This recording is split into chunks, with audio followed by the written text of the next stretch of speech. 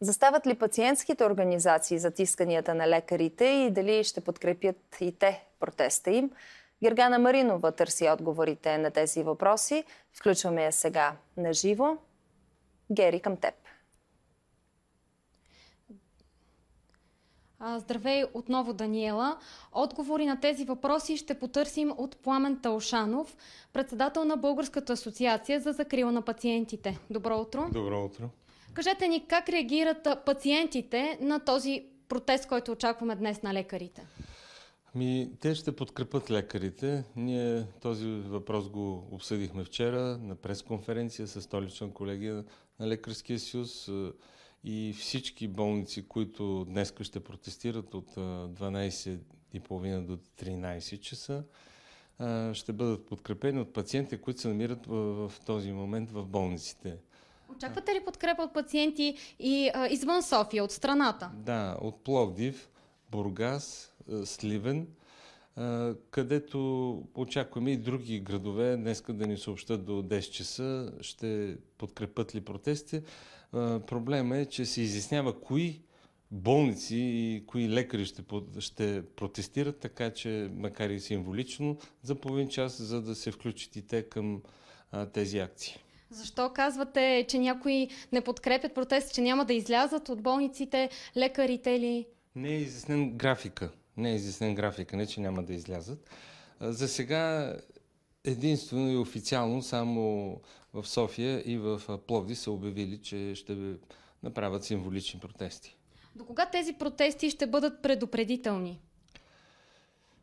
Надявам се, че това ще бъде в рамките на седмица, тъй като надявам се министъра на финансите най-после да събере заинтересованите лица и да съвместно да обсъдиме какви са възможностите за осигуряване на този ресурс. Аз мисля, че има такъв ресурс. Да не забравяме, че се изтегли 1 милиард, като половин милиард от него не стана ясно за какво се употребява. Не може да има друг приоритет, освен здравето на хората. Какво решение вие предлагате?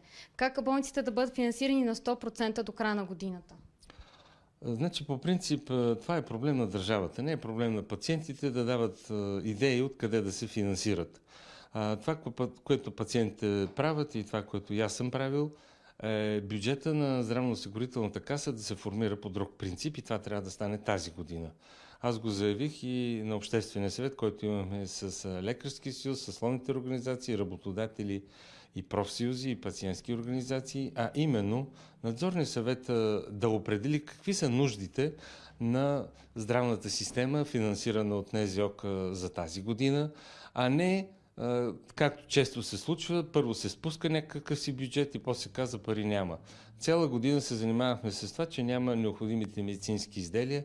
Предложили сме на касата, лично нашата асоциация, от декември миналата година до сега, да се допълнително заплатят дори медицински изделия за стомирани пациенти, за тези, които са с инконтиненция, за слухов скрининг на децата в родилния дом.